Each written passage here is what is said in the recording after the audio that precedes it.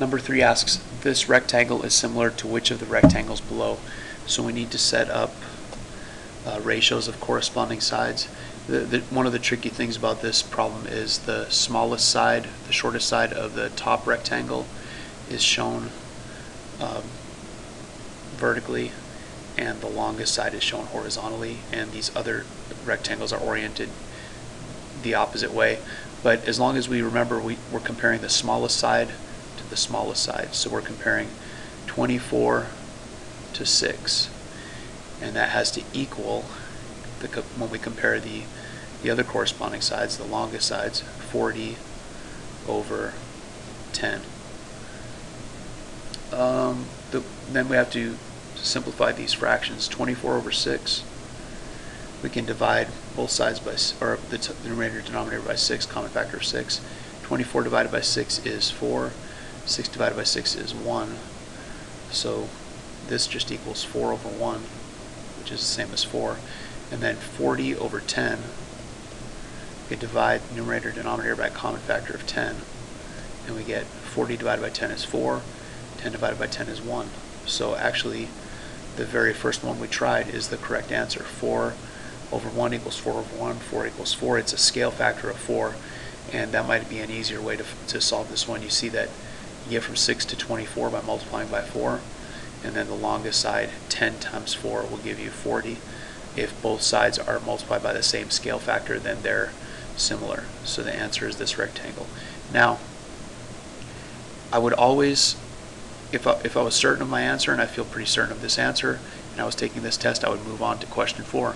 With the time I had left, and I know I say this over and over again all year, and to be perfectly honest, very few of you do it, but if you want to maximize your score on tests, use the entire test time. So at the end, go back and check these other 3 rectangles.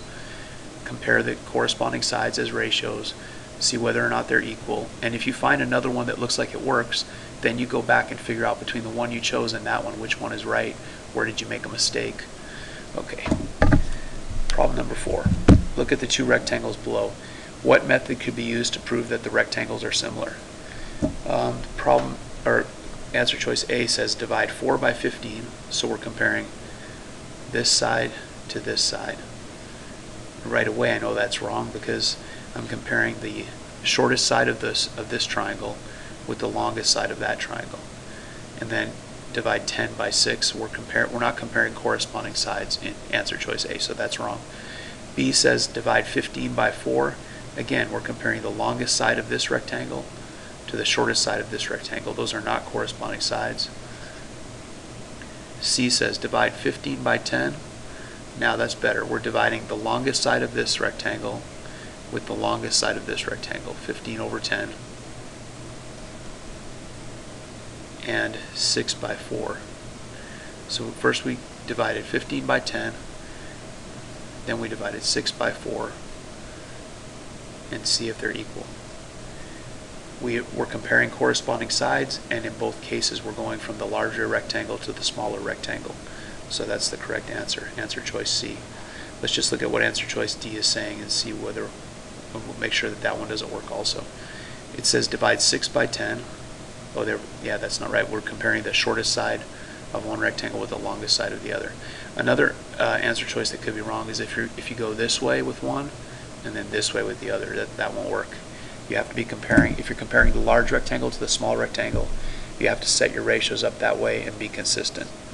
Okay, we'll pick up the review with problem 5 in the next video.